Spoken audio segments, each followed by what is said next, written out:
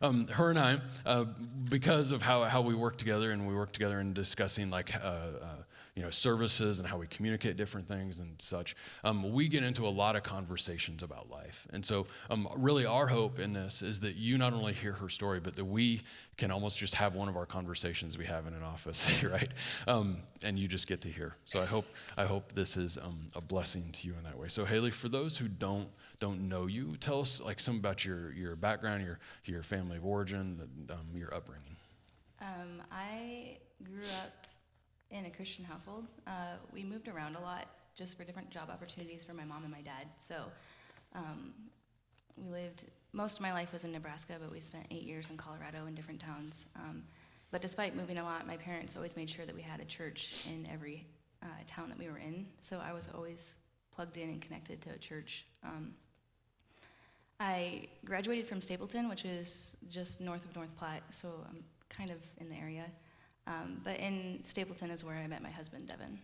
Yeah, so you and Devin married kind of young. There's kind of a fun story there and all that. Tell us about that and like your first few years of marriage. Okay, so Devin and I started dating a day before he left for boot camp. So our first 3 months of dating was literally just letters, which was really hard because obviously I was just waiting for the letter of like, this is too hard, I'm just gonna break up with you. But that never happened. We dated for 7 months, and then he came home for Christmas, so he was only home for 10 days. In that 10 days, we got married. So we were only engaged for 3 days and got married, and then he was here for, I think, 2 more days, and then left to go back to Florida for training in the Navy. So that was pretty wild. And then a few months later, he found out he was getting deployed for 7 months. So our first year of marriage, I think I got to see him for maybe 4 weeks. And the rest of it was just through FaceTime, through emails, through text messages. So it was interesting. But through the first few years, like we spent our first few years of marriage in San Diego, so we weren't even anywhere close to our family, which was a challenge. And going from a town of 300 people to a county of 1.3 million people was terrifying. But God really worked there. We got plugged into a church that was just amazing, and I grew so much in my faith there. So I'm thankful for the opportunity to live in San Diego and to experience things that I probably wouldn't have gotten otherwise. Yeah. 3-day engagement. Can anybody beat that? No? All right, good. Got the record. Yeah, congratulations. So y'all moved back here a few years ago. What was your plan when you moved back? So when we moved back, our plan was to start our family. And here we are 2.5 years later, still trying to get pregnant. And so it's definitely something that we didn't think that we would be walking, but it's a part of our story now. Yeah. What's that journey been like? Not doing it. Told her I wouldn't. I'm not the one crying. I know. Don't tell me. What's the journey been like? It's been really hard and really challenging. I might join you. It's okay. But I'm just going to keep I talking have through it. Kleenex hidden back there if we need it. It's okay. It's honestly been the hardest thing that I've walked through, not knowing when it will end and not knowing why we're walking this and why everyone else around us can get pregnant and for whatever reason we can't.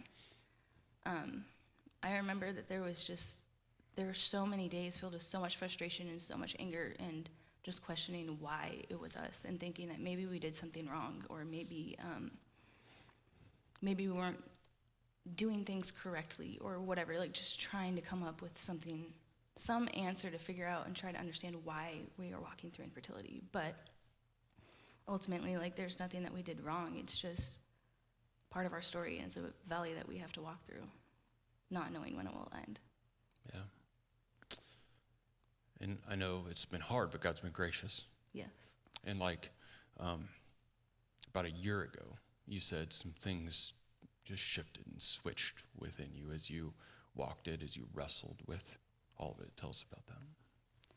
So the first probably year and a half, my heart was just getting filled with a bunch of bitterness and a bunch of frustration where I wasn't really content with honestly anything in life. I was just so angry and so mad that I couldn't enjoy anything around me. And last March, God is very gracious, and for whatever reason, he changed my heart to where I can be content with this season of life that we're in, and just being content with knowing that like infertility is a part of our story, and we have to walk faithfully through it, not knowing if it will end next month or not knowing if it will end ever.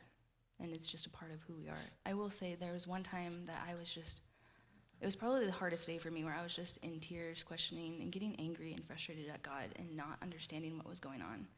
And asking him, like, do you not care? I am literally in tears. I'm pouring my heart out to you and nothing's changing. And he gave me this thought that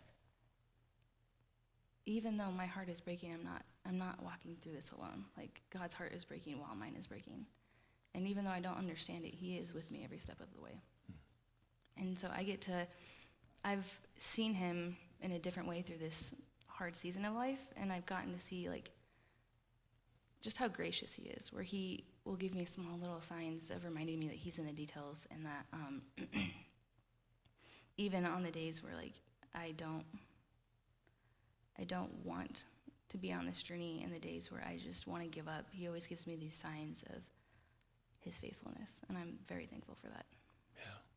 And he's kind of given you, I'd say a different, but maybe a new kind of passion or calling to your heart is really getting connected in this season to folks who maybe are younger in their faith, who are exploring their faith in new ways. And I think as he, I hate to say transition, but like shifted your heart, you kind of gained this new affection, right, that I've seen in you. It's been a huge blessing to me.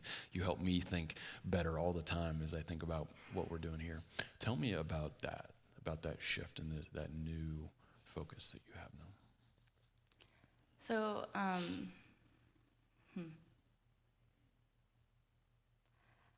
I think just going through this journey, and also different things that had happened while we were walking through infertility, of losing people at a young age, I definitely have a focus more on reaching out to anyone that I possibly can, knowing that no one's guaranteed tomorrow. And I don't want to waste my life being consumed in my own hurt and my own pain to where I don't have eyes for those around me.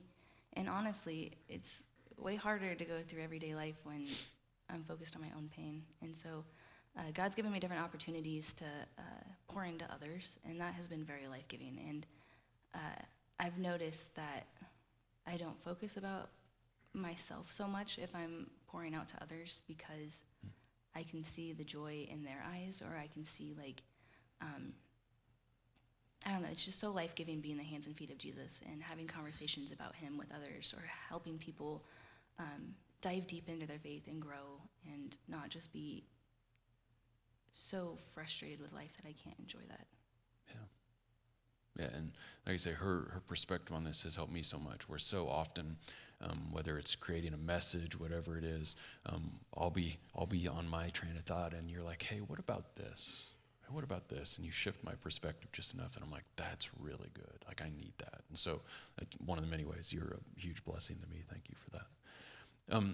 One of those was that you helped me is in this series, kind of using our testimonies as a way of talking about who we are as a church. That was your idea, right? Because you've always had this passion for each other's stories and sharing our lives together. Yeah.